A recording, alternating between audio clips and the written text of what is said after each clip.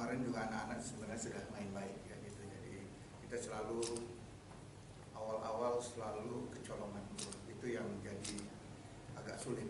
Padahal mereka sudah bekerja begitu maksimal ya, spiritnya semuanya. Dengan hasil yang ini terus kita melihat ada perkembangan dari mereka gitu ya, sudah mulai berani pegang bola ya. Ini ada perbaikan lah kita ke depannya untuk pemain-pemain kita, terutama dalam defense ya. Tempo cepat kita selalu kemarin menit ke-1, sekarang menit ke-4 sudah kebobol. Jadi kita harus lebih konsentrasi, terus defense kita harus perbaiki ya.